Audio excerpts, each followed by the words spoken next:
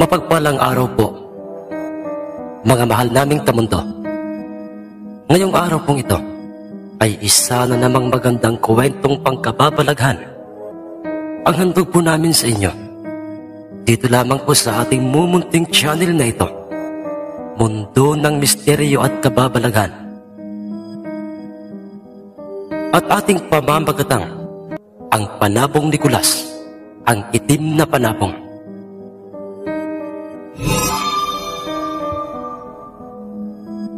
Mapagpalang araw po, Sir Jess. Itago niyo po ako sa pangalang si Rodolfo. At ito po ang kwento ng aking tiyuhing si Tiyo Kulas. Isa pong mangingisda itong aking tiyuhing si Tiyo Kulas sa aming baryong nasasaklaw ng probinsya ng Kabisayaan. Ay nakilala siyang isang bagitong magtatari.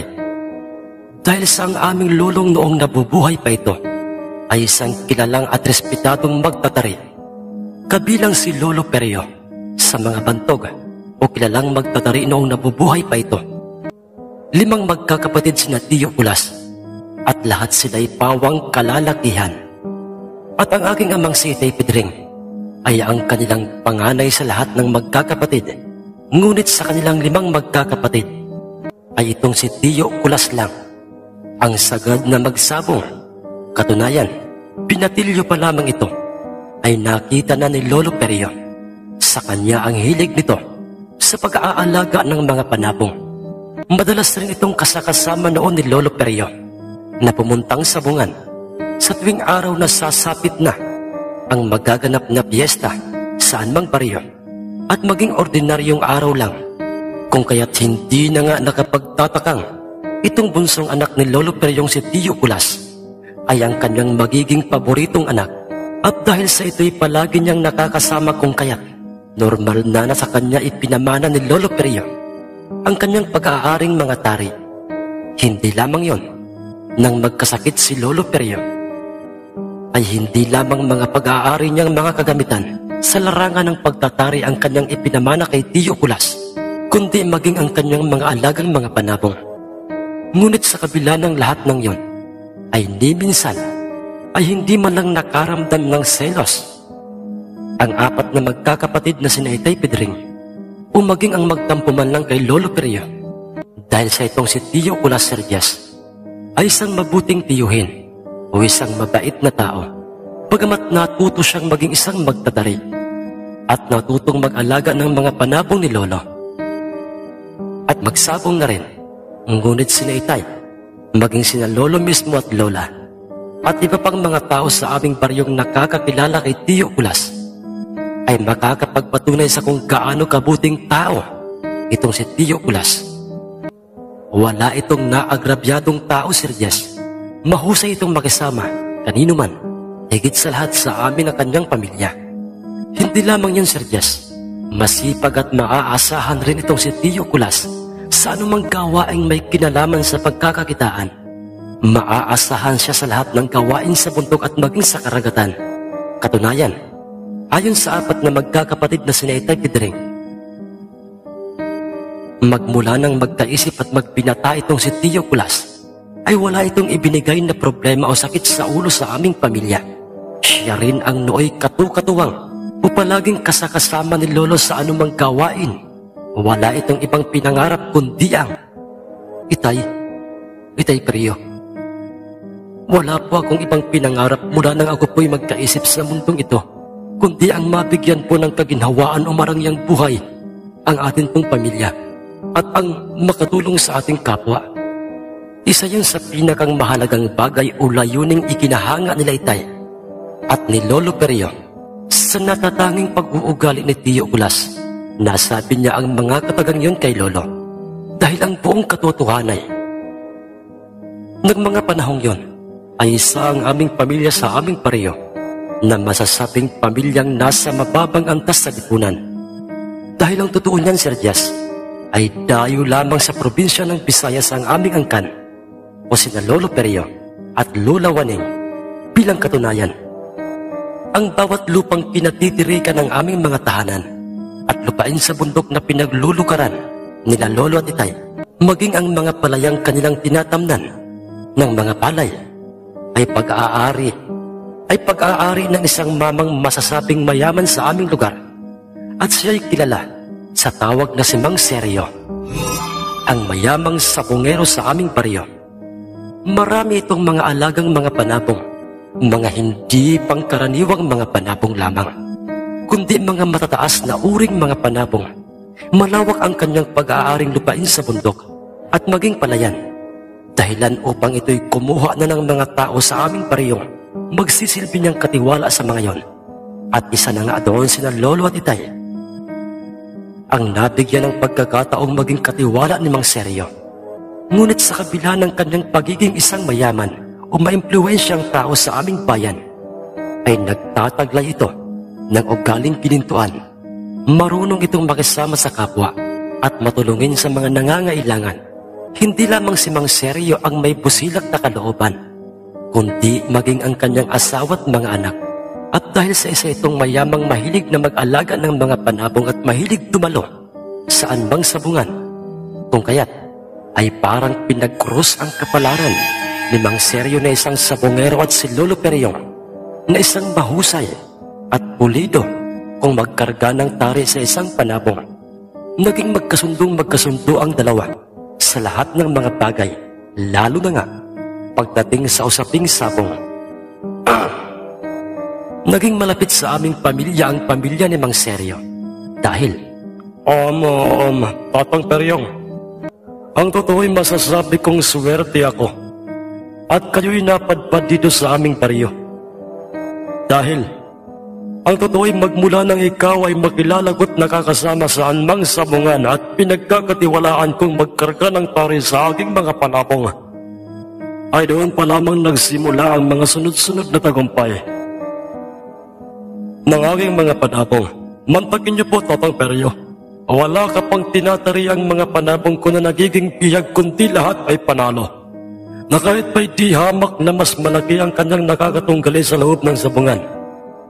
Kaya naman ay masasabi ko talaga sa aking sariling, swerte ka sa akin. Ang nooy masayang pagkakasabi ni Mang Seryo kay Lolo Peryong.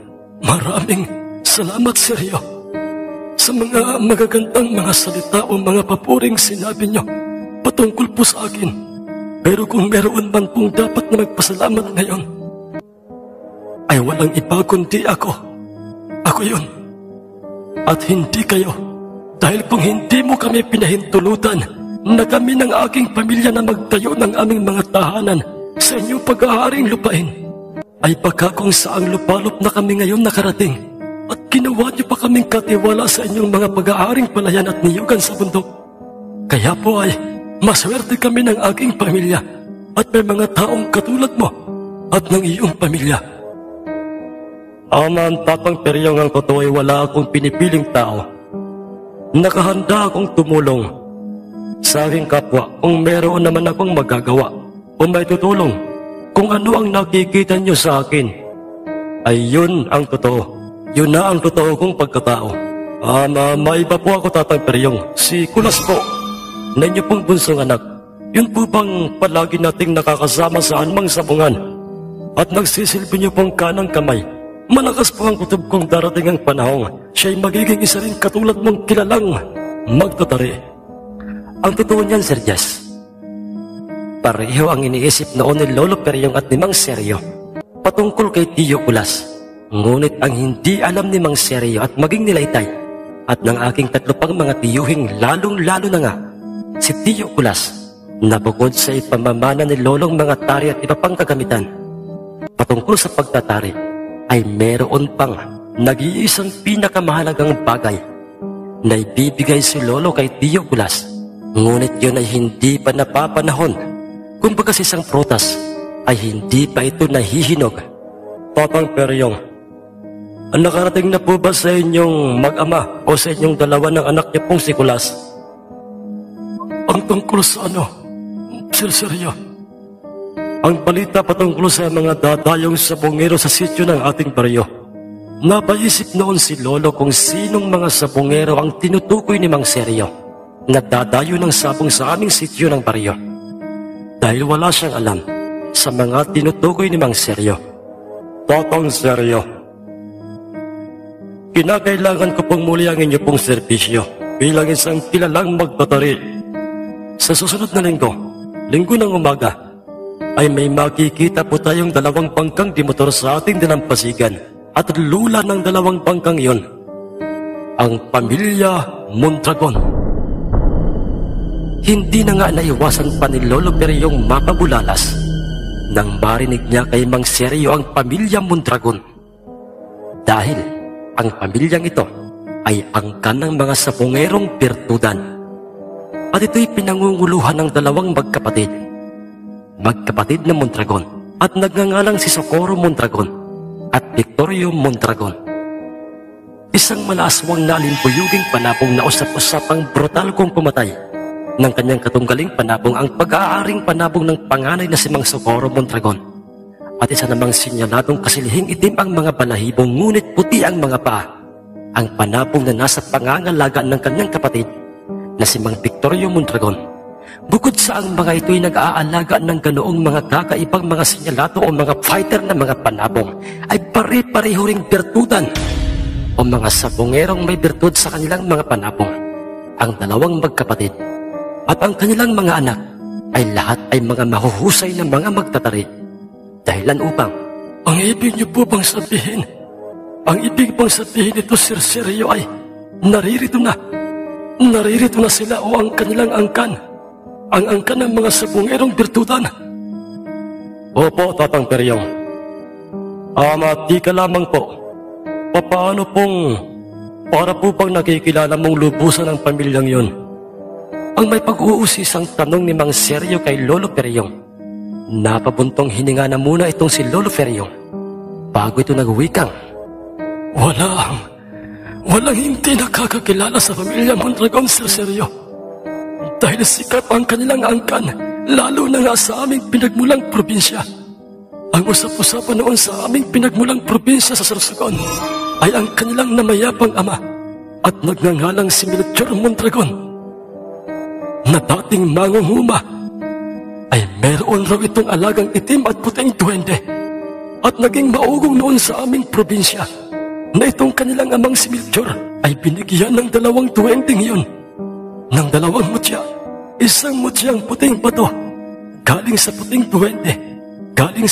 duwende ang ibinigay kay Melchor, at isa namang itim na batong sintaki lamang ng Jolens ang ibinigay naman ng itim na duwendeng kaibigan ni Melchor sa kanya. At yun ang nagsisilbi niyang 2 mga mutya. Yun ay ginamit ni Melchor sa alinbang mga panabong nito. Sa kanyang mga panabong ng mga sinyalado, walang palya ang pagbuhos ng swerte ni Melchor saan mang sabungan siya dumayo. Magmula nang mapasa kanya ang pag-iingat sa 2 mutyang patong yon na ipinamana sa kanya ng kanyang 2 mga kakaibang mga nilalang. Napaawang ang bibig ni Mang Seryo nang marinig niya ang kwento kay Lolo Peryong patungkol sa ama ng magkakapatid na Mondragon. Ganoon po ba, Tatang Peryong? Pero sa mga sinyaladong panabong nila ito ginagamit, bakit hindi sa mga ordinaryong panabong? Walang bisa ang 2 mutyang mga batong iyon. Sir Seryo, sa isang ordinaryong panabong lamang. Ganoon po ba? Pero bakit po?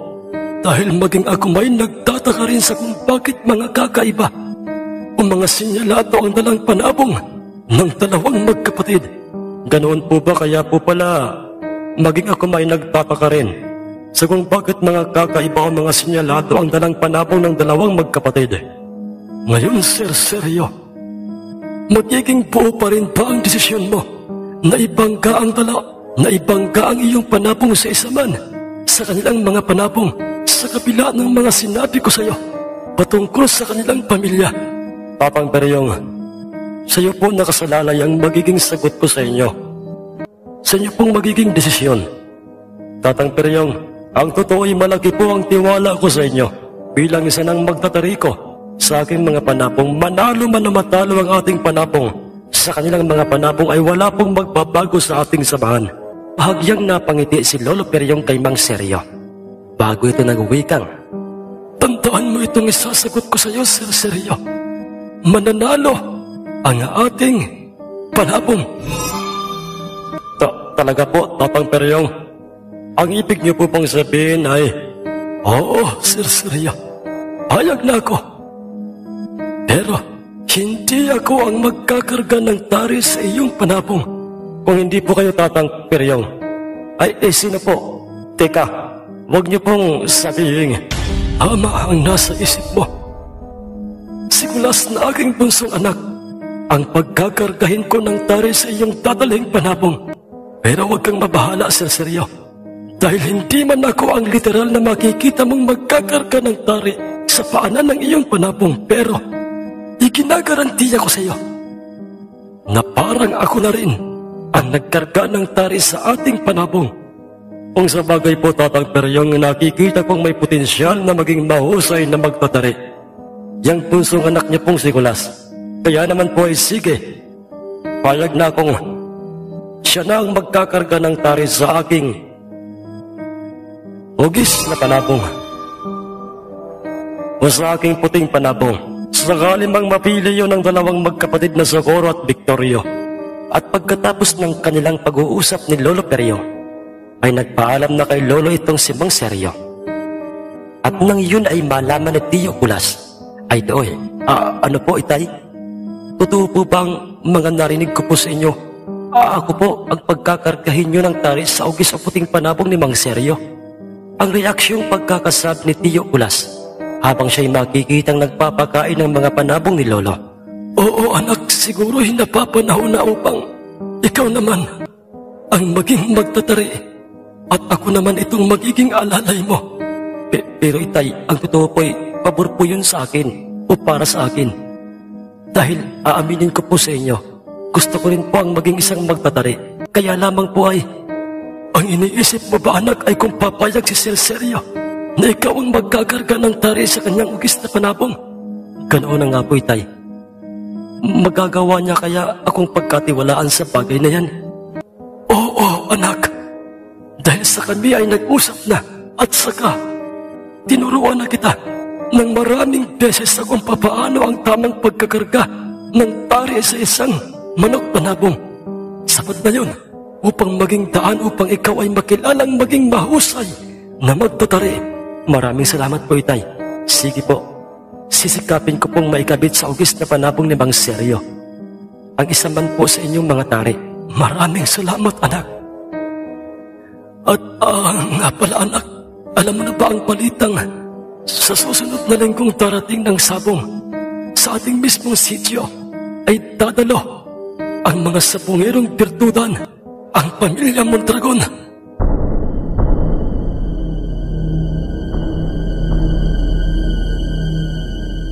Pamilya Mondragon po, Itay?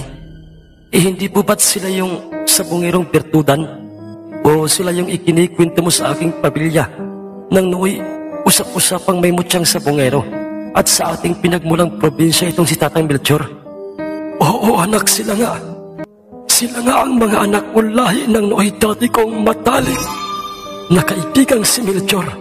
Itay, huwag niyo pong sabihin yun po ang dahilan kung kaya't ako ang naisip mong magsisilbing magtatari ng panabong ni Mang Seryo.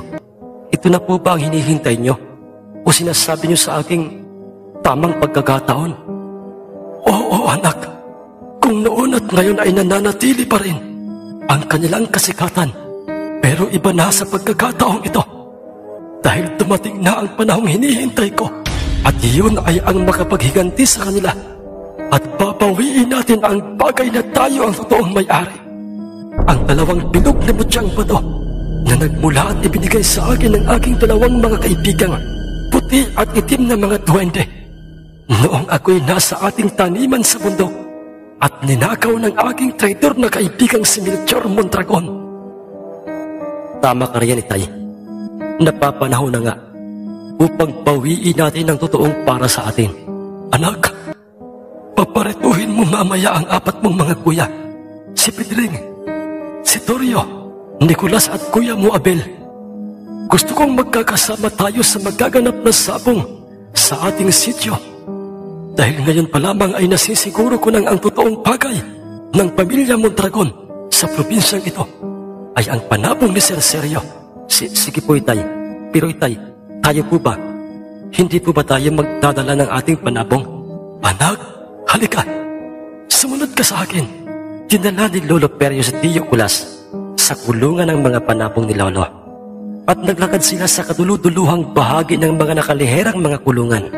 Huminto si Lolo sa isang kulungang walang siwang o walang mga pagitan ang kawayang. Siya nagsisilbing dingding.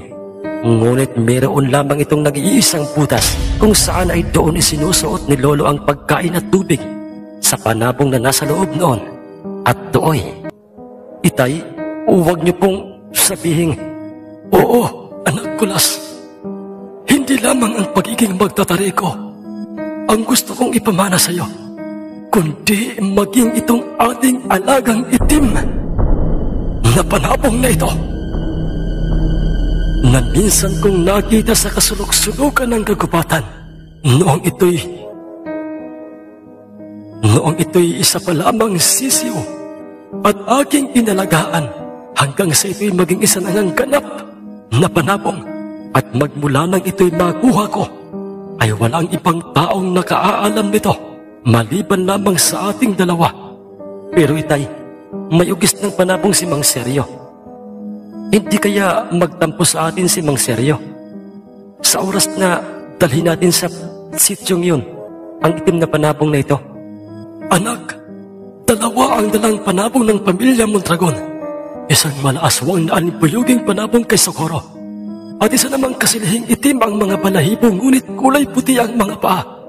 Ang panabong ng kanyang kapatid na si Victorio. At pareho ang mga itong sinyalado. At sa oras na makita nila ang ating itim na panabong at ang ugis o puting panabong ni Seryo, ay nasisiguro kung ito'y makukonsulatahan nilang itapat sa kanilang dalawang mga panabong. Kaya't maghanda ka anak ng iyong sarili para sa nalalapit na magaganap na sabong sa ating sityo.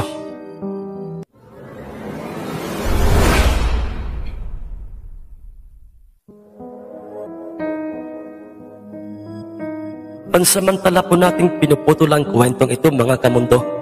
Abangan niyo po ang karugtong ng kwentong ito na ipapadala rin po kaagad ng ating Cinder. Nais ko lamang pong pasalamatan ang lahat ng mga bagong subscribers sa ating channel na ito. Welcome po, mga mahal kong kamundo, sa mga dati nang nakasuporta sa ating channel na ito at palaging nakikinig sa atin at palagi pong nakikinig. Shoutout po sa inyo at maraming salamat po. Sa mga hindi nag-i-skip ng ating mga ads, salamat po sa inyo at sa lahat ng mga nagsishare ng ating mga kwento sa kanilang mga Facebook account. Maraming salamat po. Hanggang sa muli po nating kwentuhan. Maraming salamat po at magandang araw po sa inyong lahat, mga mahal kong kamundo.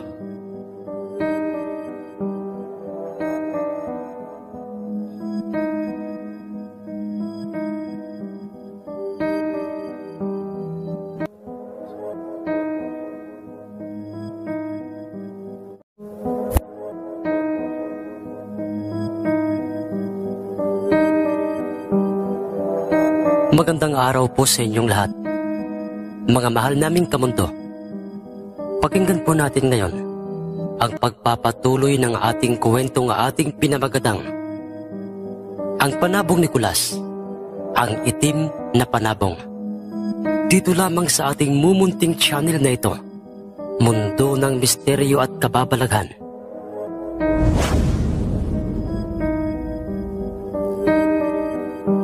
Paulit-ulit na tumango-tango itong si Tio Kulas bilang pagsang-ayon kay Lolo Periong, bilang pagsunod o pagsang-ayon kay Lolo, samantalang sa kabilang dako, sa mismong bayan kung saan ay doon pansamantalang nakikituloy ang pamilya Mondragon sa isa nilang kakilalang sabongero at nagngangalang si Mang Damian, ay doy.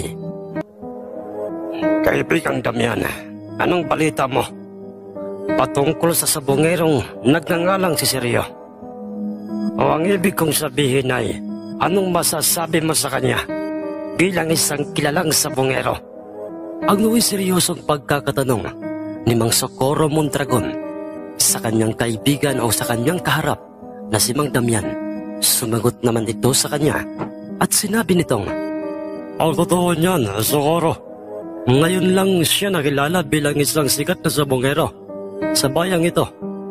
Sumingit kaagad ng salita itong kapatid ni Mang Socorro na nagngangalang si Mang Victorio at sinabi nitong, "Ngayon lang ka mo, kaibigang Damian. Bakit ito paanong nangyaring ngayon lang siya sumikat bilang isang sabongero? Ano bang ibig mong sabihin?" Dahil ang totoo niyan, mga kaibigan, sa pagkakaalam ko hindi naman talaga nagpapanalo ang bawat dalhin niyang panabong noon. Makailang beses na rin siyang nagpapalit-palit ng kanyang personal na magtatari para sa kanyang mga panabong, pero nabibigo pa rin ang kanyang mga panabong na may tagumpay ang laban. Hindi naman masasabing mahihinang klase ang kanyang mga panabong dahil ang kanyang mga alagang mga panabong ay matataas na mga uri ang lahat ng kanyang mga inalagaang mga panabong. Pero nang maging magtatari niya ang isang sikat na magtatari dito sa aming bayan at nagkataon pang tauhan niya ang pamilya nito sa kanyang mga lupain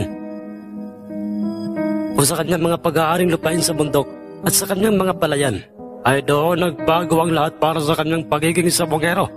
Mahusay ang kanyang magtatari, mga kaibigan, patikan at pulido kung magkarga ng tari na kahit pa'y meron na itong edad o nasa katanghalian na nga ang kanyang buhay.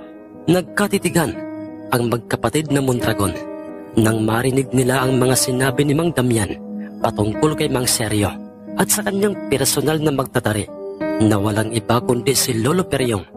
"Ganoon ba, kaibigang Damian? Pero iwan ko lang kung may magkagawa ang kanyang personal na magtatari. Sa oras na isa sa aming mga panabong ni Victorio ang makasagupan ng kanyang tatariang panabong."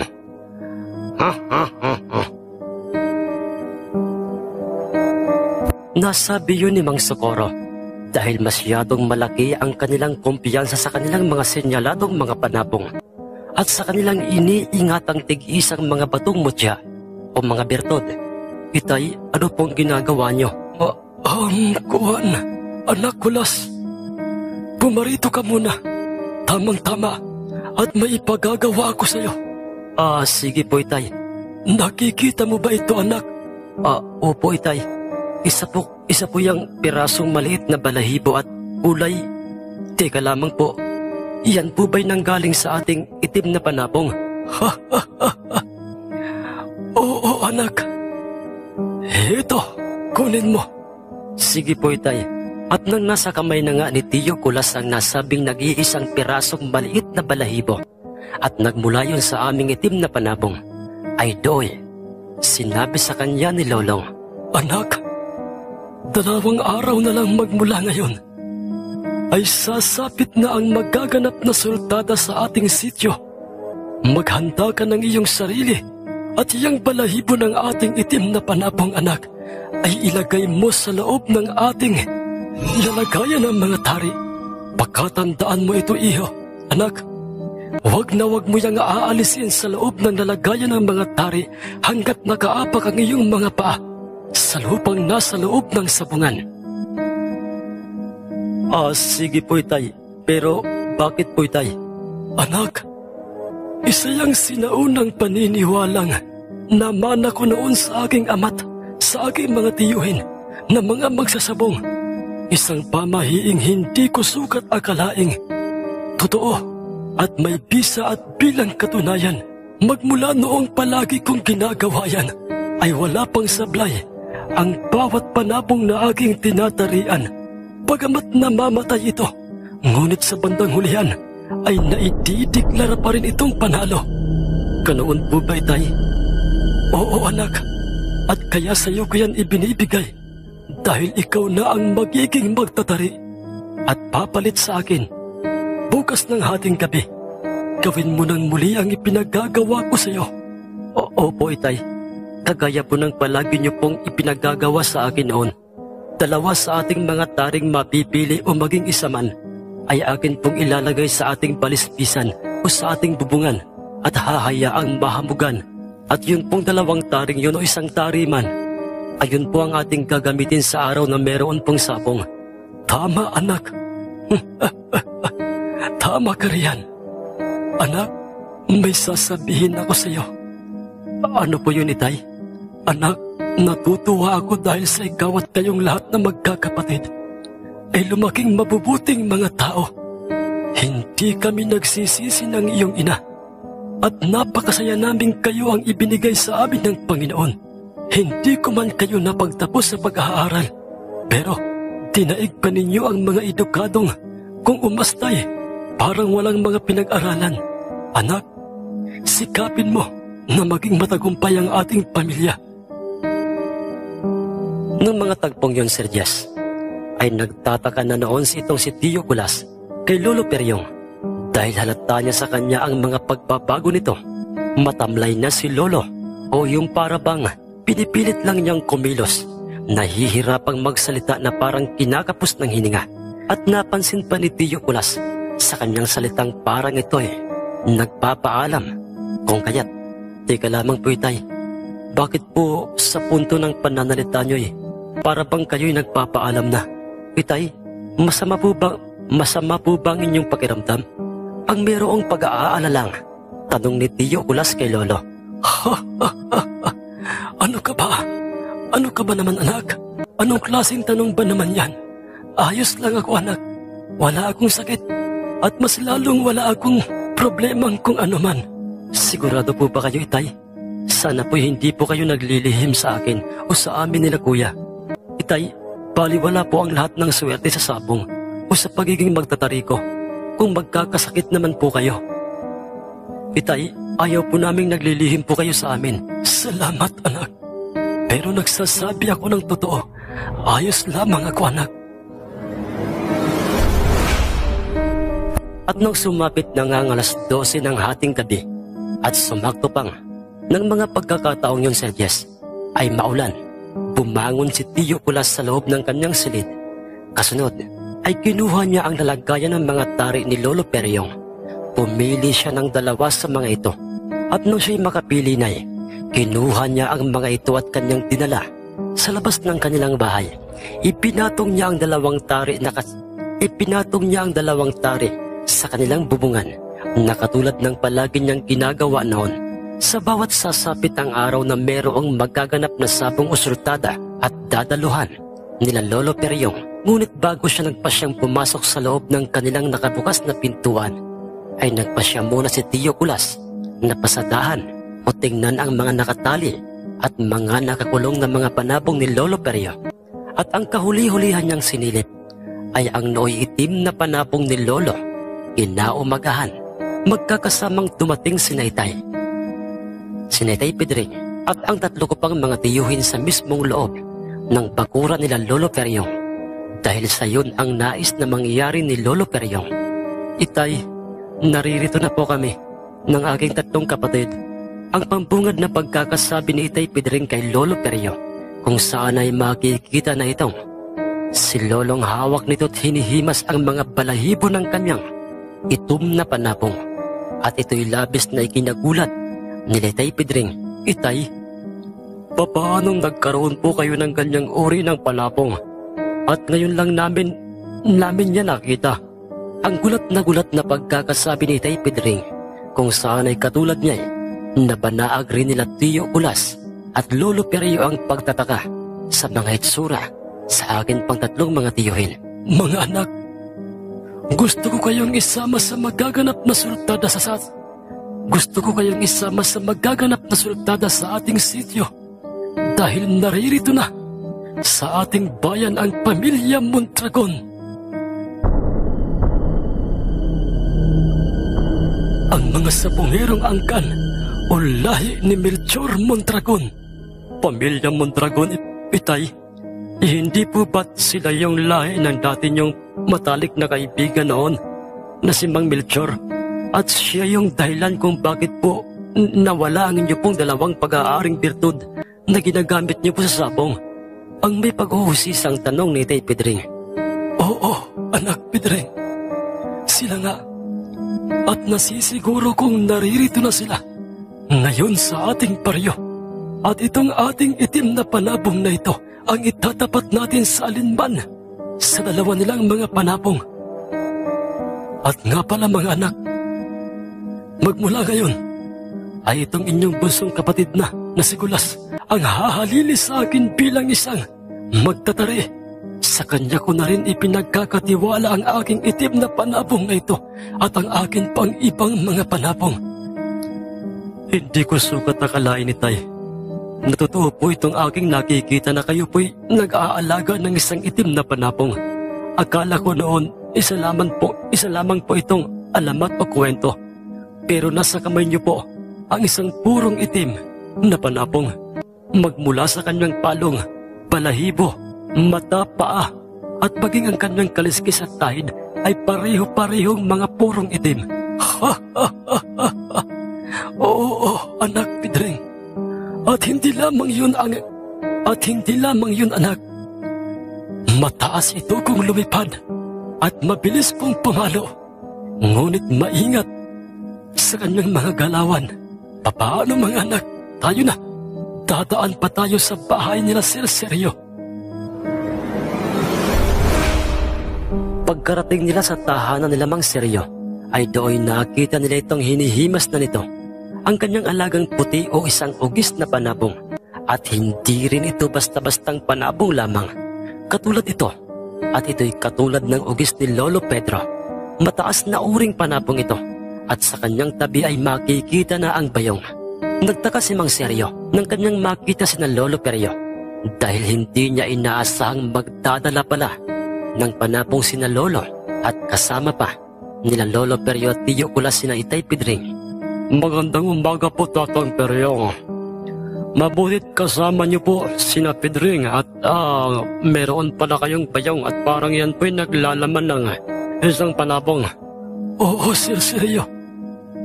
Pasensya na kung hindi ito agad namin nasabi sa iyo. Ang sagot naman ni Lolo Perio. Wala ka pong dapat na hingi ng pasensya, Tatang Perio. 2 panabong ang dala ng magkapatid na Mondragon kaya tama lamang po na kayo po'y magdala pa ng isang panabong. At yan rin ang nasa isip ko noon, Sir Seryo. Tatang Perio, maaari ko bang makita kung anong klaseng panabong ba iyang dala mong panabong? Sige po, Sir Seryo. Anak, Kulas. Itay, bakit po? Dalhin mo kay Sir Seryo yung bayong at ilabas mo ang ating dalang magdirigmang panabong. Sige po, Itay. Marahang naglakad pa palapit sa harapan ng nooy nakatayong si Mang Seryo, si Tiyo Kulas. At nang mailabas niya ang naturang itim na panabong at yun ay lumantad sa harapan ni Mang Seryo ay doy. Totoo ba itong nakikita ko, Tatang Peryong? Isang mataas na uring panabong, itim na panabong.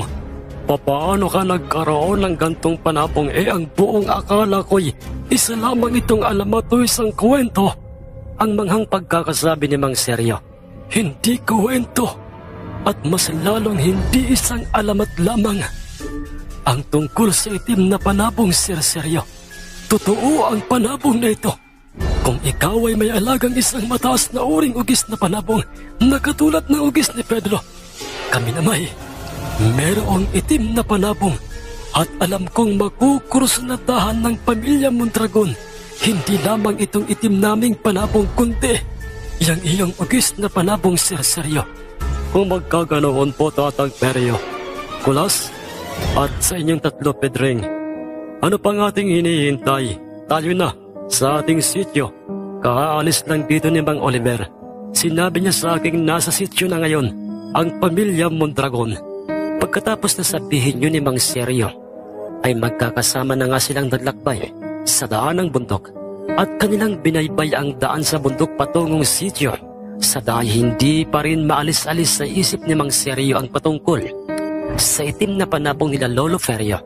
Sir Seryo, bakit po, Tatang Perio? Ang totoo'y matagal na sa akin itong aking itim na panabong na ito. Sisiyo pa lamang ito nang mapa sa akin. At ito pa lang ang kanyang unang magiging laban, pero magkailang beses ko na itong ikinukondisyon upang paghandaan ang pagsampa sa ating baryo ng pamilya Mondragon at ng pamilya ni Melchor Mondragon. Ganoon po ba, Tatang Perio? Ako rin po katulad nyo ay matagal ko ring pinaghandaan ang pagparito ng pamilya Mondragon. At isa ang aking ugis na ito sa pinakamahusay sa aking mga alagang mga panabong at kung sakaling mapili ito mamaya ng magkapatid. Naibangga sa alinman sa isa nilang dalang mga panabong o sa nilang mga dalang siniladong mga panabong ay paniguradong masasaksihan ng lahat mamaya ang magandang laban, lalo na dyan sa inyong dalang itim na panabong. Nagpatuloy sila sa kanilang ginagawang paglalakbay. Dumaan pa sila at tumawid sa mga ilog hanggang sa marating na nga nila ang bukana o hangganan ng sityo. Bumungad kaagad sa kanilang paningin ang bilang ng mga bahayang yari sa mga sinaunang bahay, gawa sa nahawang bubong, at ang dingding ay yari sa mga biniyak-biyak na kawayan at pinagdikit-dikit, at ang mga ito'y nakaangat sa lupa. Kumusta po, Tatang Fidel? Ano pong balita doon sa inyo pong sabungan? Ang tanong ni Mang Seryo sa lalaking may edad at residente ng nasabing sityo. Sir Seryo, nasa sabungan na ngayon ang mga sabungerong pertutan at abalang-abala ang mga ito sa kakikilati sa bawat makita nilang mga panabong at parang may sabungero silang inaasahang makita o darating. Ganoon po ba? Ganoon po ba, Tatang Fidel? Kami yan. Nasisiguro kong kami ang kanilang hinihintay. Salamat po, Tatang Fidel. Tayo na. Tayo nang magpatuloy, Tatang Peryo. Ang totoo'y aminado noon itong si Tio Kulas sa kanyang sariling nakararamdam siya ng kaba para sa pamilya Mondragon.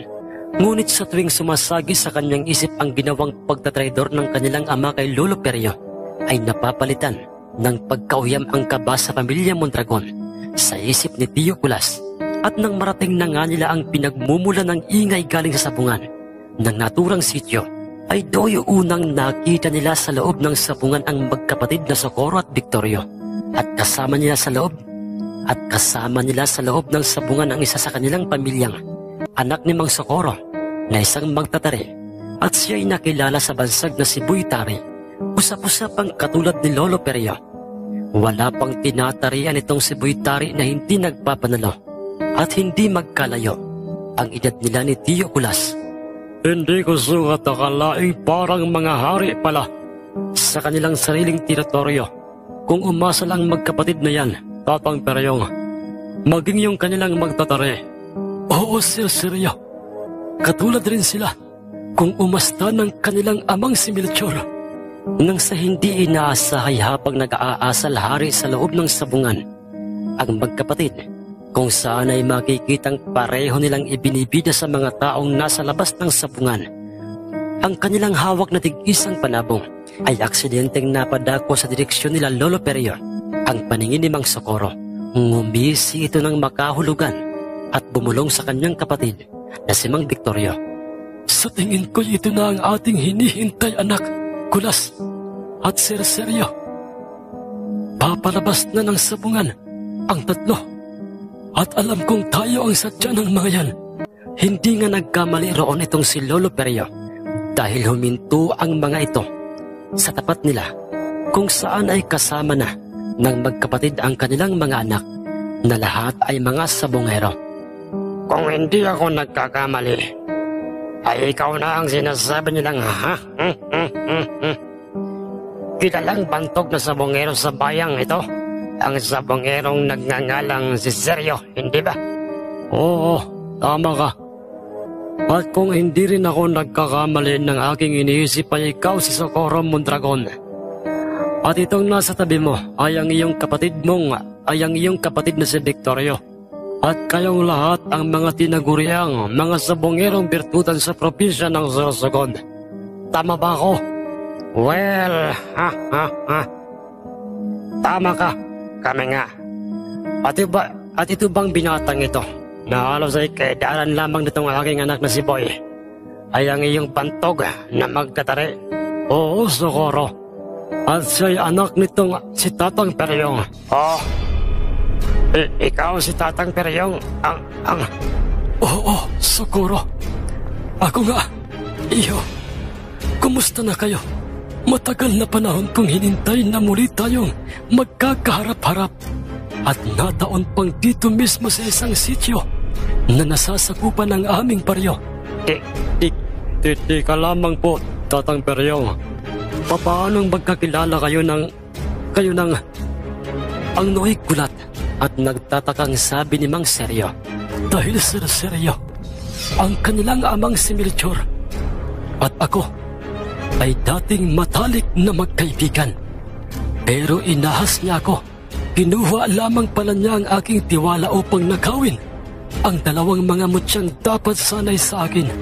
Ang dalawang patong mutyang ipinagkaloob sa akin ng aking dalawang kaibigang itim at puting duwende. Kaya't humanda kayong magkapatid. Ha? Anong ibig mo sabihin? Dahil pagkatapos ng laban itong aming itim na panabong at ng ugis na panabong na Sir Seryo, ay papawiin namin ang bagay na dapat na sana ay sa amin. Ha? Nagpapatawa ka ba, Tantang Peryo?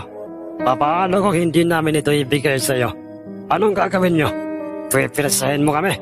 Hindi ako o kami ganoong klaseng mga tao na kagaya nyo at nang iniisip nyo dahil sa oras na matalo kayo o ang inyong mga panabong ay pagsisisihan nyo ang magiging balik noon sa inyo. Huwag nyo kaming takutin, Tantang Peryo.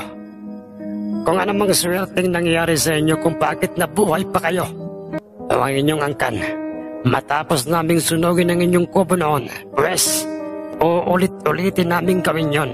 Ngunit sa pagkakataong ito, ay sisiguraduhin naming magiging abo na. Magiging abo na kayong lahat. Huwag na huwag mong pagsasalitaan ng ganyan ng aming ama. Tandaan nyo, wala kayo sa Sorsogon. Nasa Visayas kayo.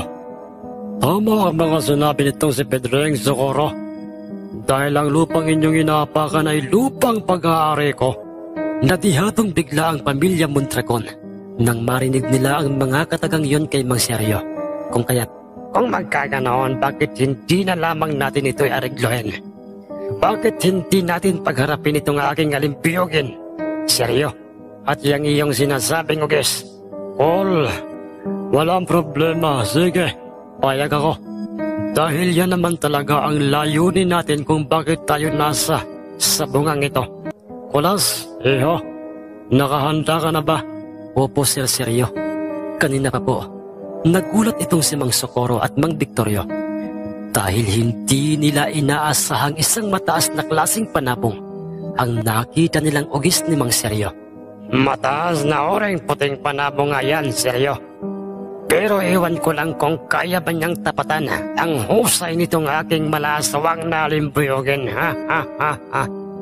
Ang may pagkahambog na pagkakasabi ni Mang Socorro. Ngunit halos lumuwa ang mga mata ng mga ito nang makita nila sa kamay ni Lolo Peryong ang kanyang inilabas sa bayong na itim na panabong. Kuya Socorro, tingnan mo ang panabong ni Tantang Peryo. Ang nuwi manghang sambit ni Mang Victorio. Animal, Victorio. Mukhang masyado nilang pinaghandaan ang labang ito. Paano nagkaroon ng itom na panabong ang matandang yan? Huwag kang magpapahalata, boy. Tayo na, sa loob ng sabungan. Sige, Papa. Naunang pumasok sa loob ng sabungan si Boy Tari at si Mang Socorro. Dala ang kanyang sinyaladong alimbuyugin. Sumunod naman kagad sa kanila si Tio Kulas at si Mang Seryo. Ganyan nga, matakot kayo. Hindi pa man nagsisimula ang pakpaka ng mga panabong nyo, ay nakikita ko nang tapos na ang laban. Ang nooy pabulong na pagkakasabi ni Lolo Peryo sa kanyang sarili at nang pareho na ngang makikitang nasa loob na ng sabungan sina Tio Kulas at sina Mang Socorro, ay otomatiko namang ipinag-utos ng sentensyador ng sabungan sa kanilang lagyan na kaagad ng tari ang paanan ng dalawang mga panabong. Dumipat hinalikan pa ni Boy Tari ang talim ng kanyang pag-aaring tari na ikakarga niya sa kaliwang paanan ng nooy walaaswang na alimbuyuging panabong. Samantalang makikitang nakangisi si Mang Socorro na kanyang ama, ngunit si Tio Kulas ay kanya namang idinampi sa balahibo ng aming itim na panabong na nasa loob ng kanyang lalagayan ng mga tari, ang isang taring kanyang pinahamugan sa kanilang bubungan. Nasaksihan ng lahat sa kung papaanong napaiktad bigla ang ugis na nooy hawak ni Mang Seryo. Nung sumayad na nga ang tari sa kanyang kaliwang paanan. Huwag ka nang kabahan, Iho. Kulas, tandaan mo ito. Manalo o matalo man tayo ay walang magbabago sa trato ko sa inyong pamilya. Salamat po, Mang Seryo. Pero teka lang. Bakit po, Mang Seryo? Kulas, bakit nang matapos mong may karga ang tari sa paanan nitong aking ugis ay parang bigla na lamang itong tumaan? Huwag po kayong magpapahalata, Mang Seryo. Iyan po ang sekreto ni Itay. Sabi niya, pag gumaan ang panabong sa oras na ito'y kargahan ng tari, ay mayroong posibilidad na tayo po ay mananalo. Ganoon ba, Kulas? Sige, salamat. Pagkatapos no'y pinagharap na ng sentensyador, si Mang Seryo at Mang Socorro sa gitnang bahagi ng nooy maingay ng sabungan. Seryo, tandaan mo ito. Oo, tayo lamang kami sa sityong ito. O sa bayang ito. Pero hindi itong aking alimbuyong panabong, tandaan mo yan. Saka na magyabang, Socorro. Pagkatapos na ng laban, Pinagharap kaagad nila o pinareho ang dalawang mga panabong. At pagkatapos na gumanti ng mga pagtuka ng mga ito, sa bawat isa ay magkasabay na nga nila itong tinanggalan ng mga kaluban ng mga tari at binitawan sa gitnang bahagi ng sabungan. Tumayong brusko at nakakatakot kong titingnan ang nasabing malaaswang na alimpuyugin. Ngunit ang ugis ng Mang Seryo'y biglang tumagilid ng pakaliwa sa alimbuyuging panabog. Parehong hindi gumagalaw ang mga ito. Ngunit matyaga nilang pinakikiramdaman ang kilos ng bawat isa. At ang kanina'y maingay na paligid ng sapungay ay bigla na lamang napalitan ng nakabibiging katahimikan, kung saan ay tanging huni lamang ng mga ibon ang maririnig. Tinihakbang ng alimpuyugin ng 3 beses ang kanyang mga paa, papalapit sa naghihintay lamang sa kanyang ugis ni Mang Seryo. Nang bigla na lamang na tumalon pa itaas sa ere ang ugis, napakataas ng lipat nito. Sinundan naman kaagad ito ng alimbuyuging panabog at doon nagpang-abot ang dalawa. Ngunit ang mga pagpalo na ikinawat ng alimbuyugin sa ugis ay lahat ng mga yun ay daples. Pagpagsak ng dalawang panabong sa sahig ng sabungan ay naunang pumalo ang ugis sa alimbuyugin. Napakabilis kumilos ng ugis sa Reyes at para pang hindi kaagad yun napaghandaan ng alimbuyugin.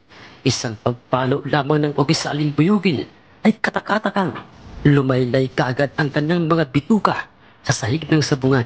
Muli itong pinalo ng ugis at hindi magawa-gawang gumanti ng alimbuyugin dahil di hamak na napakabilis kumilos ng ugis na panabong.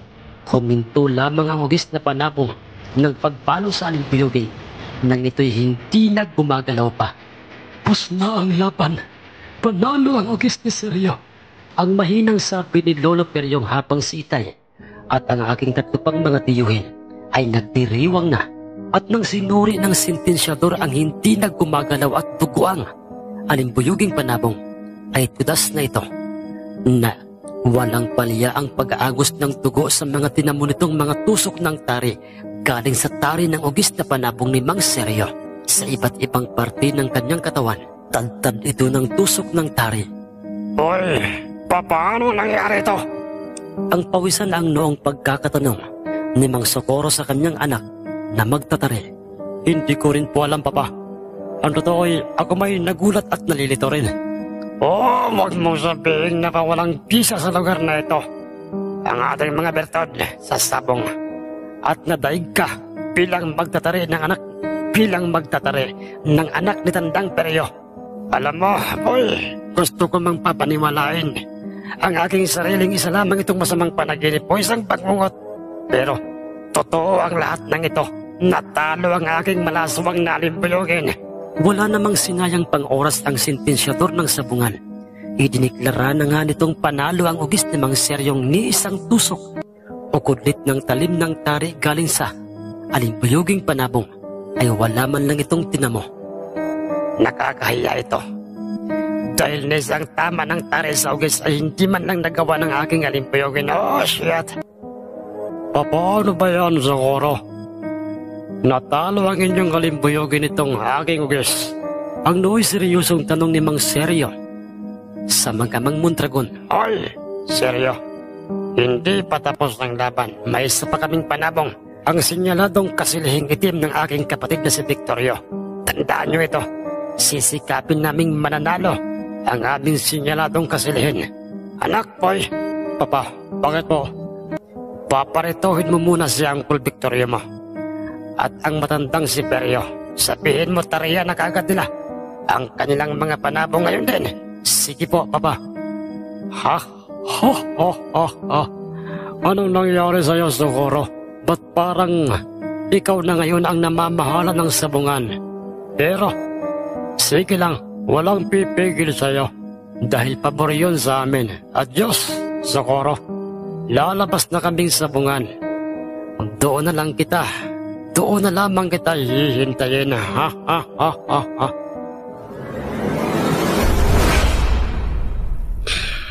Muli po mga kamundo, abangan niyo po ang ikatlo at huling bahagi ng ating magandang kwentong ito.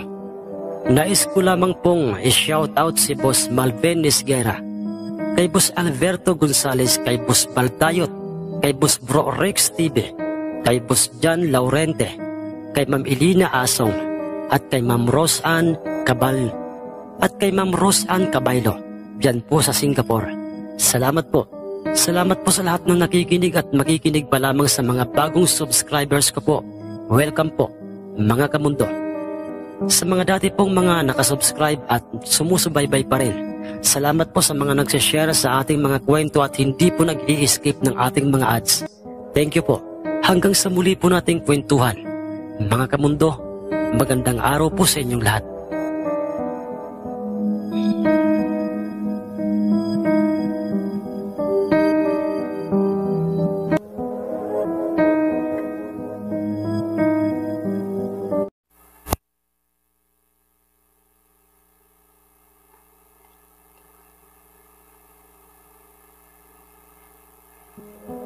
Pagpalang araw po sa inyong lahat, mga mahal naming kamundo. Pakinggan po natin ngayon ang huling bahagi ng ating kwentong ating pinamagatang. Ang Panabong ni Kulas, ang itim na panabong. Dito lamang sa ating mumunting channel na ito, mundo ng misteryo at kababalaghan.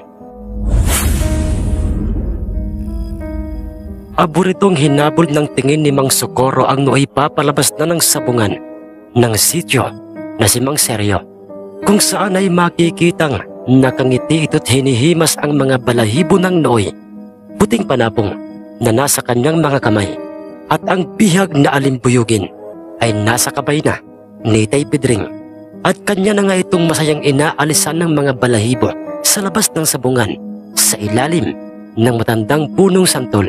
Samantalang si Tio Kulas ay naiwan sa loob ng sabungan upang magtaring muli sa aming itim na panabong. Huwag kang mag-alala, pamangkin.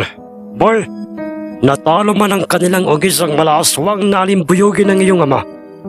Dahil sinisiguro ko sa iyo na dito sa aking sinyaladong kasilihing itim na ito, itim ang kanyang mga balahibo, ngunit may kulay puti ang kanyang mga paa, ay tinitiyak ko sa inyong matatalo ang itom na panabong ng matandang si Perio. Ang nooy mayroong paniniguradong sabi ni Mang Victorio, samantalang si Lolo Perio at si Mang Seryo. Binabati kita, Sir Seryo, sa pagkapanalo ng iyong ugis na yan sa panabong ni Socorro. Ang pambating pagkakasabi ni Lolo Perio kay Mang Seryo. Maraming salamat po, Tatang Perio. Kung hindi po dahil sa inyo at kay Kulas na isang mahusay na magtatari, ay paniguradong itong ugis ko ang bihag ngayon ng pamilya Mondragon. Kung ibang magtatari ang nagkarga ng tari sa ugis na ito, ay malayong manalo tayo. Ang may pasasalamat at papuring pagkakasabi ni Mang Seryo kay Lolo Perio. Maiwan muna kita, Sir Seryo. At mga anak, Pedring, tumito na muna kayo. Susunod na akong papasok ng sabungan dahil naglalakad na patungong sabungan ang magtiyuhing Victorio at Boytari. Sige po, Tatang Perio. Sige po, Itay. Pedring. Bakit po, Sir Seryo? Sarapan mo mamaya ang luto dyan sa hawak mong alimbuyoging bihag. Mamaya pagkarating sa inyo, ay magdiriwang tayo. Akong bahala sa inumin o sa alak. Sige po, Sir Sergio. Aadubuhin ko muna ito sa toyo. Pagkakatihin sa kakupo, lalagyan ng purong gata ng nyog. Ha ha ha ha. Ganoon ba, Pedring? Ha ha ha ha. Ayos yan. Huwag mo rin kalilimutang lagyan ng siling labuyo para lalong sumarap at bumango ang lutong karne. Ha ha ha ha. Ang pag-uusap ni Mang Sergio at Itay Pedring, banaag ng kasiyahan ang kanilang mga itsura. Ngunit kung kaano sila kasaya ng mga pagkakataong yon, ay suktol naman sa langit ang galit at inggit ng pamilya Mondragon sa pagkatalo ng kanilang inaasahang mandirigmang at sinyaladong malaaswang na alimbuyoging panabong. Marahang naglakad si Lolo Perio papasok ng sabungan. Hawak niya't hinihimas ang aming itim na panabong, kung saan ay ang paligid ng sabungay maihahalin tulad na para bang merong maraming bilang na mga bubuyog sa paligid ng sabungan dahil sa mga usap-usapan at bulong-bulungan ng mga mamumusta at mga sabungero at ang kanilang paksay patungkol sa noy itim na panabong ni Lolo Perio at ang patungkol sa pagiging mahusay na magtatari ni Tio Kulas. Alam mo pre, akala ko ang itim na panabong na yan ay isa lamang kwento o alamat. Hindi ko sukat akalain totoo pala yan. At ang ganyang panabong at may ganyang panabong pala si Tatang Perio. Oo nga pre, alam mo, sa tagal ko nang mamumusta, pero ngayon lang ako nakakita ng ganyang uri o klaseng panabong purong itim na para bang pinaliguan ng itim na pintura. At saka pare, yang si Kulas, nanak ni Tatang Perio, malakas ang hinala kong malayo ang kanyang mararating bilang magtatari. Manang-mana siya kay Tatang Peryong.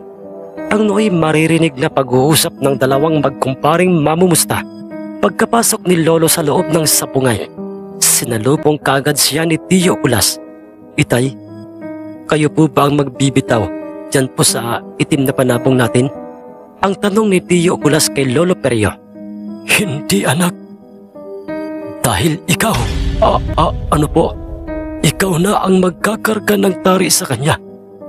At ikaw na rin ang magbibitaw sa kanya mamaya sa gitnang bahagi ng sabungan. Sige po Itay, kayo po ang masusunod. Sinalubong rin ng nooy magkasalubong ang dalawang mga kilay na si Mang Socorro ang kanyang kapatid na si Mang Victorio at ang kanyang anak na magtatari na si Boy Tari. O tol, Victorio, tiniyak mo bang nasa kondisyon niyang iyong sinyaladong kasalihin? Ang tanong ni Mang Socorro. Oo naman Manoy. Bukod sa ito'y nasa kondisyon, ay patuloy pa sa pag-init ang itim na batong mutya na nasa aking malalim na bulsa ng suot kong pantalon. Kaya't huwag kang masyadong mabahala. Manoy, dahil ngayon pa lang, hindi pa nagsisimula ang laban ng itim na panabong na yan. At itong aking sinyaladong kasilihin ay ginagarantiya ko sa iyong tayo na ang panalo. At yung itim na panabong na yan, Noy, yan ang ating kagataan at pipigaan ng maraming siling laboyo. Ang biroong paniniguradong sambit ni Mang Victorio sa kanyang Manoy Socorro at para bang yun ay kanyang sinasadyang iparinig kina Lolo Perio at kay Tio Kulas sa paraang nilalaksan nito ang kanyang pagkakasabi ng mga katagang yon. Tiyakin mo lang, Otol, dahil ayokong mapahiya tayo rito. Higit sa lahat, ay ayokong magmukhang kaawawa sa paningin ng mga tao rito at maging usap-usapan o pulutan sa inuman ng ating angkan. Asik pang pagkakasabi ni Mang Socorro sa kanyang kapatid. Anak, boy. Ano po yun, Papa? Anak, ikaw ang magbibitaw mamaya sa panabong ng tiyuhin mo. Pero Papa, bakit po? Huwag ka nang magreklamo, boy. Anak, sundin mo na lang ako. Ako ang masusunod ngayon. At kahit pa'y tumutulos si Uncle mo, wala siyang magagawa. Tandaan mo, boy. Ipinahiya mo na ako kanina. Sige po, Papa. Teka lamang. Boy, ito. Ilagay mo sa loob ng iyong kaliwang malalim na bulsa. Yan sa suot mong pantalon. Itong aking puting mutya. At Otol, Socorro, ibigay mo rin kay Boy yang itim na batong mutyang nasa sayo. Pagsamahin natin ng dobleng bisa ng mga yan para matiyak natin ang ating tagumpay. Bagamat nagdadalawang isip May, ay sinunod pa rin ni Mang Victorio at Boy Tari ang nais na mangyayari ni Mang Socorro. Magkasama sa iisang bulsa ng pantalong suot ni Boy Tari ang dalawang mutyang bato, at pagkatapos nooy ipinag-utos na ng namamahala ng sabungan ng sityo na kargahan na ng tig-isang tari ang nooy parehong mga itim na mga panabong. Bagay na ikinatuwa't ikinasabik ng mga mamumusta at mga sabongerong nasa paligid ng sabungan. Ngunit ng puntong iyon, di hamak na mas marami na ang nagtiwalat pumusta sa itom na panabong nila Lolo Perio kung ito'y ikukumpara sa sinyaladong kasilihing panabong ng pamilya Mondragon. Ganoon pa May, pinunang lahat ng pamilya Mondragon ang kulang na mga pusta sa paraang nilakihan ng mga ito ang pusta sa kanilang sariling panabong. Taliwas yon kina Lolo Perio at kay Mang Seryo, dahil kung pumusta sina Lolo ay hindi sagad. Napaiktad ang hawak ni Lolong itim na panabong nang sumayad na nga sa kanyang kaliwang paa ang isang taring pinahamugan ni Tiyo Kulas sa kanilang bubungan at hinayaang umagahin doon. Samantalang si Boy Tari ay muling tumipat o musal ng mga kakaibang mga kataga, at kung nooy dinalaan ito ang talim ng taring kanyang ikinarga sa alimbuyugin ng kanyang ama, nooy dinuraan niya ito ng kanyang nakakadiring mayapot na laway, ang mismong hawak nitong matalas na tari.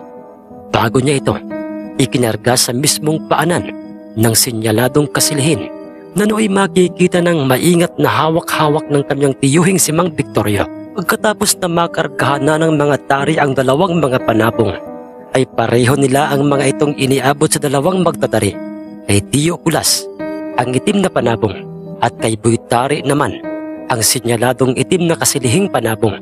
Naghiyawang muli ang mga tao sa paligid ng sabungan.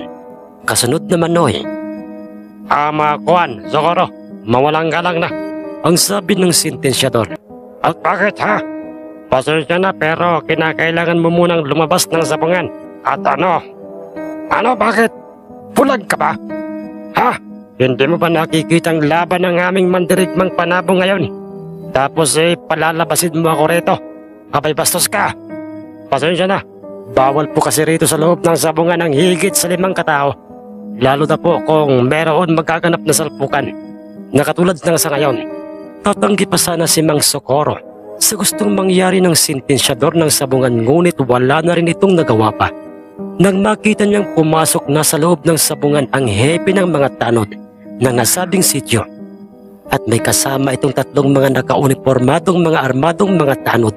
May hawak na mga batuta ang mga ito, at hindi lamang yon, ang bawat isa sa mga ito ay mayroong taklis ring mga itak. Mr. Socorro, Mondragon, Pasensya na po, pero hindi uobra rito sa aming sityo ang pagiging hari niyo sa inyong probinsya. Ang direkta at seryosong pagkakasabi ng hepe ng mga tanod kung saan ay makikita sa kanyang tagiliran ang kanyang lisensyado o isang maiksing baril. Ano? Oh, Mr. Mondragon, sa ayaw mo man at sa gusto, ay pipilitin ka naming hilahin o kalad ka rin patungong labas ng sabungang ito at dalhin sa masukal na kagubatan upang itali sa isang puno at do'y pagpiestahan ng mga mababangis na mga hayop ang iyong preskang lamang loob at karne. Hinayo pa ka! Hinayo pa kayo! Mga gago kayo! Baka hindi nyo lubusang nakikilala ang aming angkan, mga ugok! Parang mga tukmo lamang kayo! Parang mga tukmo lamang kayo sa aking paningin, mga basura! Ang may angas at pagkastig pang pagkakasabi ni Mang Socorro. Mondragon, sa hipi ng mga tanod at sa kanyang mga kasamahang mga tanod. Dahilan upang maasar na nga itong hepe ng mga tanod, marahan itong binunot ang kanyang maiksing baril at kanya itong ikinasa sa mismong harapan ni Mang Socorro. Kaunting respeto naman sa akin at sa aking mga tanod, Mondragon. Alalahanin nyo, nasa gubat kayo at wala kayo sa bayan. Baka gusto nyong dito na kayo ilibing at hindi na kayo makabalik pa sa inyong mga mahal sa buhay. Ginagawa lamang namin ang aming obligasyon, ang panatilihin ang kaayusan sa loob ng sabungan. Naalarma ang pamilya Mondragon. Natakot ang mga ito na baka tutuhanin ng hepe ang kanyang mga sinasabi, kung kaya't nagsalita na nga itong si Mang Victorio at sinabi nito sa kanyang manoy ang mga katagang Manoy Socorro, sundin mo na sila. Delikado. Delikado baka totohanin ng ulupong na happy na yan ng mga tanod. Ang sinasabi nila, hayaan muna natin sila sa ngayon, Manoy. May araw din ang mga tukmol na yan. Sige. At ikaw, Hepe, tandaan mo ito. Bilang na ang mga maliligayang mga araw mo sa mundong ito. Sa mundong ibabaw na ito. Pagkatapos ng bakbakan ng dalawang mga panabong at kami ay makabalik sa aming probinsya, ay papahukay ko na ang inyong mga libingan at ipag-aagawa ko na. Ipag-aagawa ko na kayo ng tig-iisang mamahaling mga tao. Tandaan nyo yan. Ninisihan lamang siya ng hepe ng mga tanod sa kapirsahang hinila palabas ng sabungan. Bitawan nyo ako mga animal kayo. Huwag nyo akong kaladkarin. Dinala siya ng mga tanod sa kinaroroonan ng kanyang iba pang mga anak at mga pamangkin. Mga anak niya at mga pamangkin ng mga sabongero na nasa labas ng sabungan. Itinulak pa siya ng mga ito dahilan upang siya'y kamuntik-muntikan pang mapasubsob sa lupa ang kanyang mukha. Diyan ka na, Mr. Mondragon, sa iyong mga anak at sa mga pamangkin mo. Huwag kang aalis riyan kung gusto niyo pang makabalik ng ligtas sa inyong probinsya. Mga hinayupa kayo, mga animal kayo, mga buweset. Kakaibang lugar itong ating napuntahan. Ang mga tao rito ay mga bastos sa kanilang mga bisita. Hindi marurunong mag-estima ng maayos sa atin bilang mga bisita. Ang may reklamong pagkakasabi ni Mang Socorro, wala sa amin ang pagkukulang. O pagkakamali, Mr. Socorro Mondragon. At sino ka namang hinayupa ka? Ako ang kapitan ng baryo at ng sityong ito. Ginagawa naming lahat ang aming magagawa. Nire-respeto namin kayo. Nang sinabi niyong dadayo kayo rito ng sabong, pero iba ang mga pag-uugali nyo. Nag-aasal mga hari kayo na parang nasa inyong probinsya lamang kayo. Kung kayo yung mga hari sa inyong probinsyang pinagmulan, pues dito sa parting Visayas, walang hari-hari dito. Kung tao kayo, tao rin kami sa inyo. Pero kung hayop kayo, magiging demonyo kami. Sa inyong paningin, nakatulalang hinabol ng tingin ni Mang Socorro si Kapitan Benigno. Dahil matapos niyang sabihin yun kay Mang Socorro, ay iniwanan na niya kaagad ang mga ito. Ngayon ko lamang po, Angkol, napatunayang totoo pala ang mga usapan patungkol sa mga tao rito sa Visayas. At ano yun? At ano ang ibig mong sabihin, Daniel? Na matatapang ang mga Bisaya. Ganoon ba? Pweset.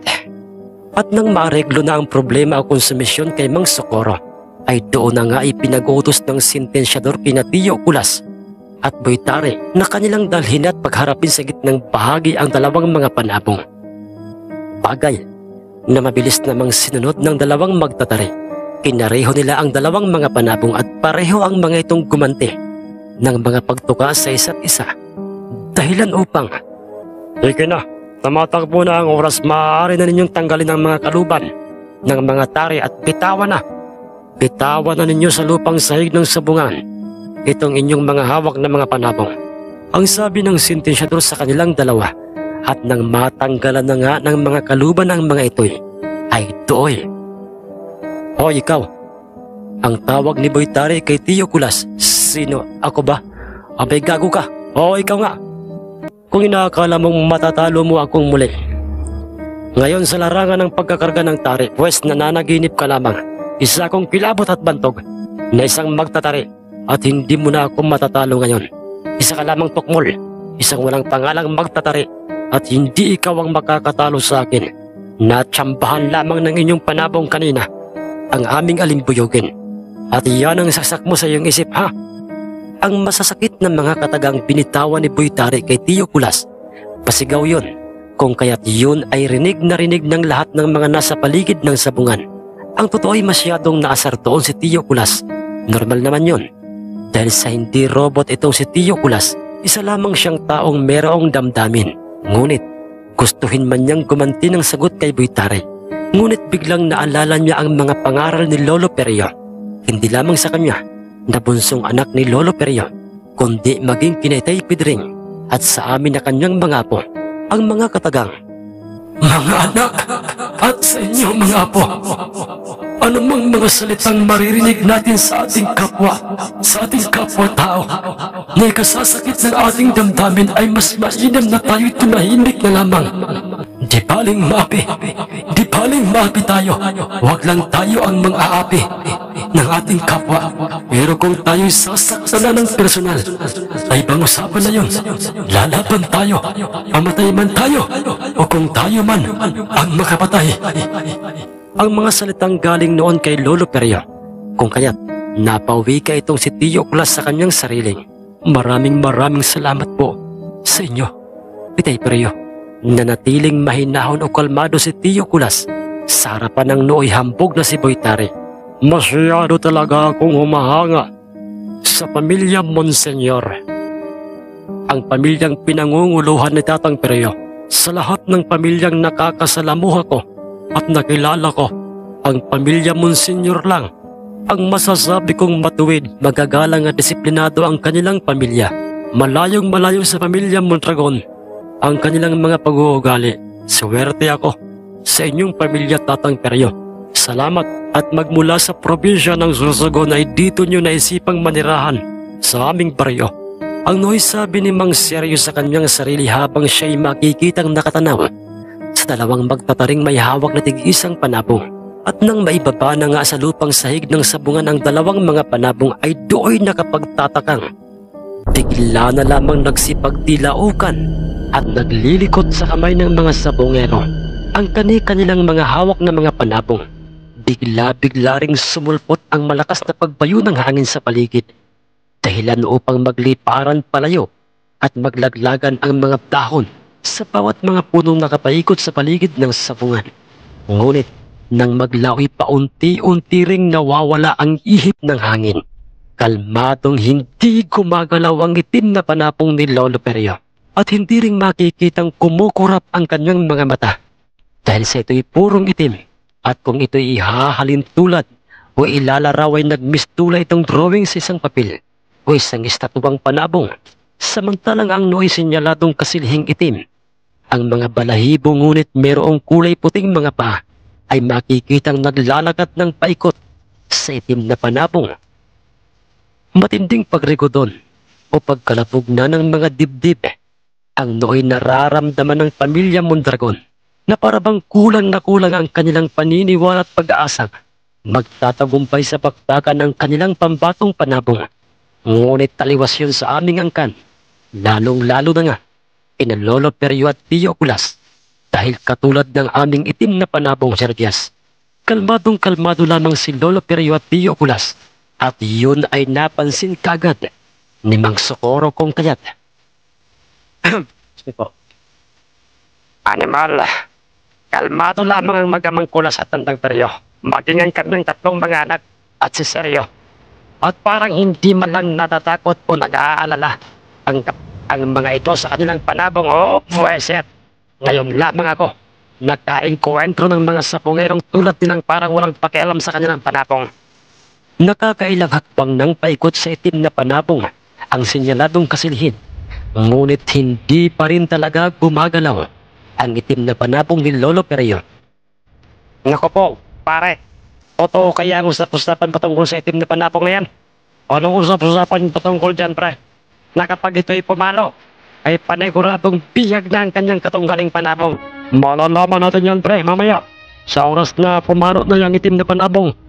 Dahil, pre, dyan ko'y pinustang lahat ang aking talang mga pera at pinupit ko pa sa aking asawa. Ang pag-uusap ng dalawang magkaibigang sabongero nang walang ano-ano'y ora-oradang pinatakit pinalo ng pinalo ng sinyaladong kasilhing panabong ang itim na panabong ni Lolo Perio. Ngunit hindi niya maabot ng kanyang tari ang itim na panabong dahil sa Diyas, nagulat ang lahat sa kung paanong nakita nilang nasa itaas na ito ng sinyaladong kasilhing panabong. Nasa ere na ang itim na panabong at ito'y babagsak na sa itim na kasilhing panabong. Napakabilis! Imposible ito! Ang pare-parehong manghang pagkakasabi ng tatlong si Boytari at ng magkapatid na Socorro at Victorio. Pupustura pa sanang papasugod sa itim na panabong ang kasilhing panabong. Ngunit nahuli na ito, Sir Jess, dahil bago pa man niya ibinuka ang kanyang mga pagpak upang salubungin sa ere ang itim na panabong, ay pumagsak na sa kanyang uluhan at pumaon na ang napakatalas na taring kargada ng aming itim na panabong. Hindi maaari ito. Pulalas na pagkakasabi ni Boytari. Tumalasik pang patungong harang ng sabungan ang tinaguriang sinyaladong panabong, nakasilihing panabong, at wala na ito sa direksyon. Tatakbo na ito. Kung ito'y ilalarawan o ihahalin tulad sa isang tao, ay parang ito'y lasing na o di kaya'y sabog sa marijuana. Nagsigawan ang mga mamumusta't sabongero dahil nang huminto ito sa kanyang ginagawang kakalikot, ay doon pa lamang nakumpirma ng lahat. Lalong-lalo na nga ng sentensyador ng sabungang pasag na ang ulo ng sinyaladong kasilihing panabong.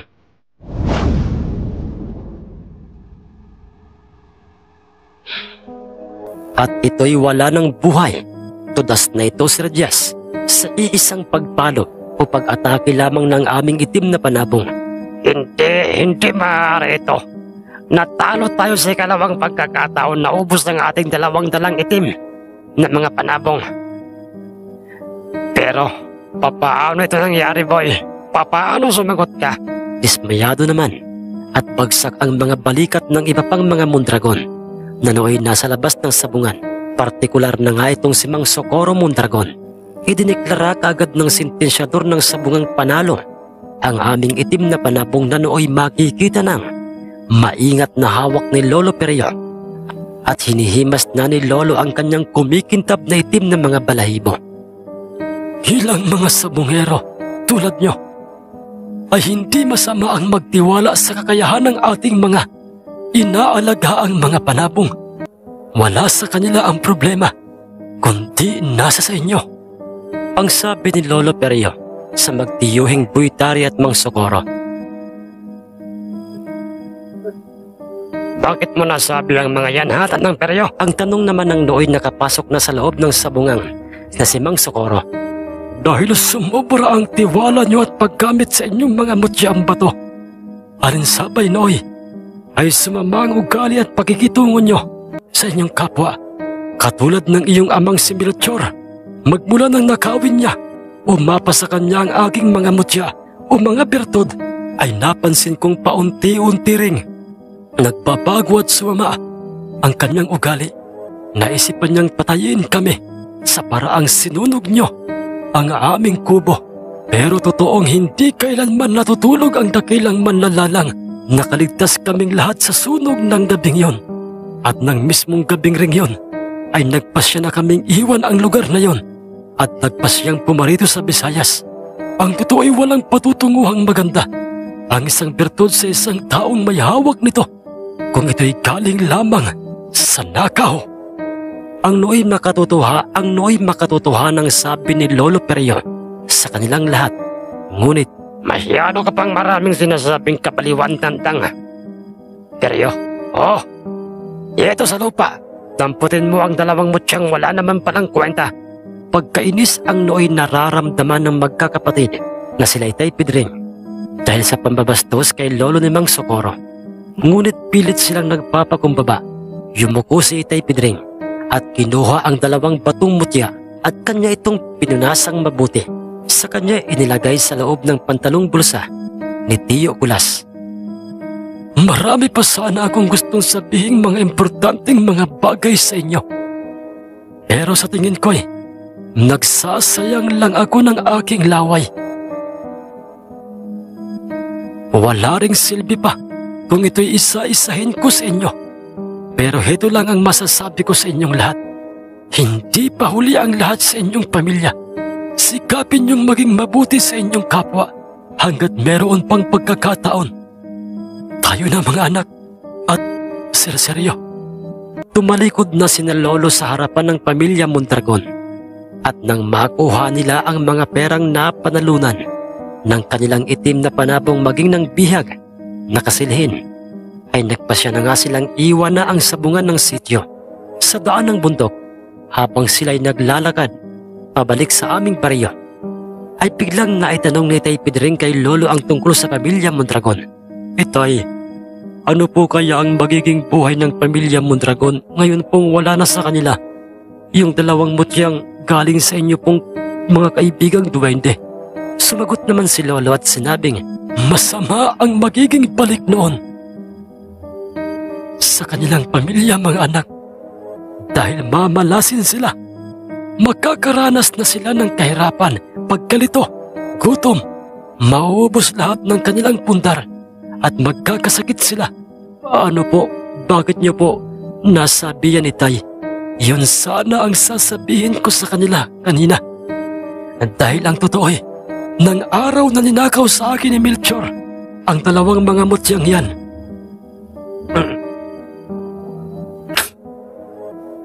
Excuse me po.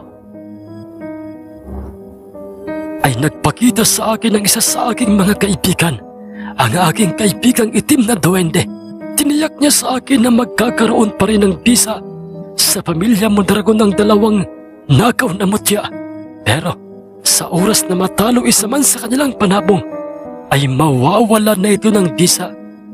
At kanyang tiniyak sa akin na yun ang kanilang mararanasan o magiging kapalit ng ginawa nilang kasalanan. Okay lang naman sana kung ninakaw nila sa akin ang mga mutyang yan. Pero nagbago sila sa kanilang kapwa. Nangyaring lahat, Sir Jess, o nagkatotoo ang mga yon sa pamilya Mondragon dahil nabalitaan naming naubos lahat ng mga pundar na mga lupa't mga ari-arian ng pamilya Mondragon.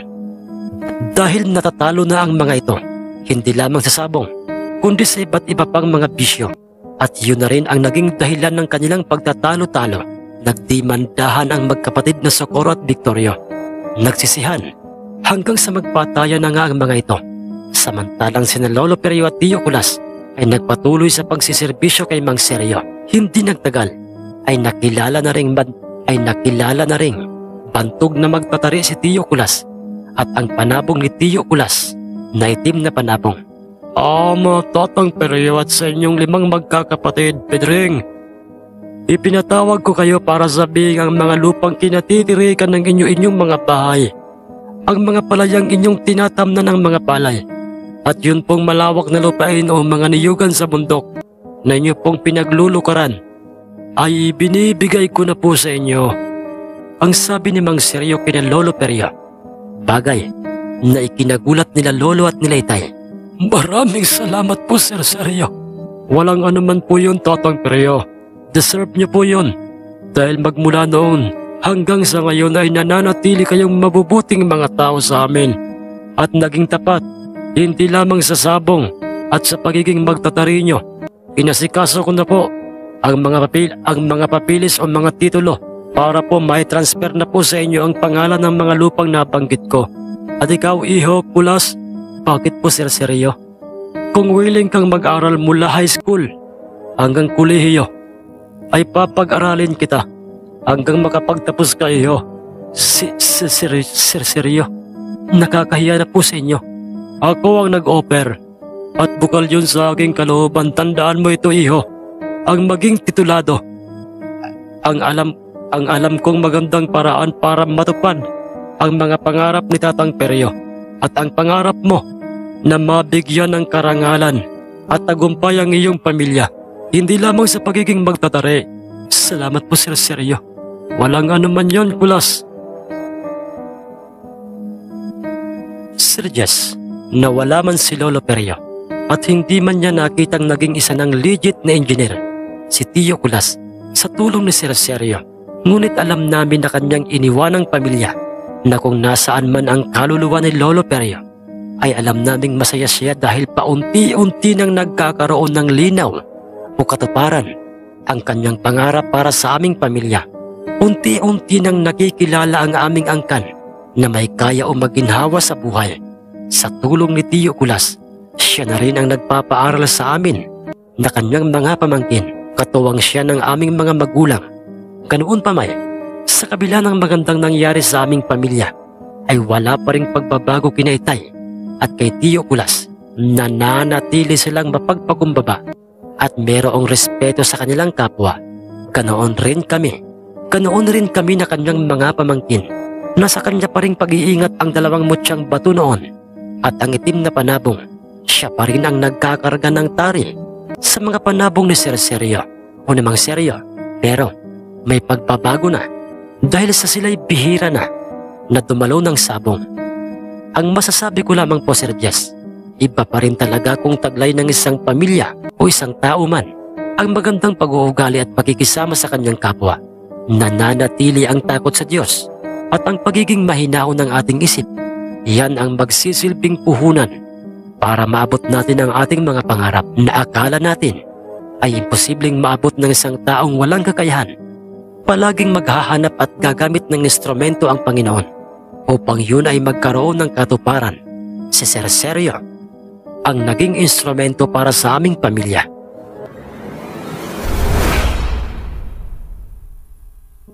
At yan po nagtatapos ang ating magandang kwentong ito, mga mahal naming kamundo. Salamat po sa mga nagsubaybay mula part 1 hanggang sa part 3. Nais ko lamang pong i-shoutout si Boss Baldayot, Boss Malvin Esguera, Boss Bro Rex TV, kay Nanay Erlenda Uligo, kay Boss Sammy Baklas, kay Boss Alberto Gonzales, kay Ma'am Imelda Pascua, kay Boss Anselma Israel. Salamat po sa inyo. Muli po, sa mga bagong subscribers po dito sa Mundo ng Misteryo at sa ating side channel po, Nakababalaghan PH, maraming salamat po sa inyo at welcome po sa mga dati nang nakasubscribe sa ating mga channel. Maraming salamat po sa inyong suporta, sa mga hindi nag-i-skip ng mga ads at palaging nagsishare ng ating mga kwento.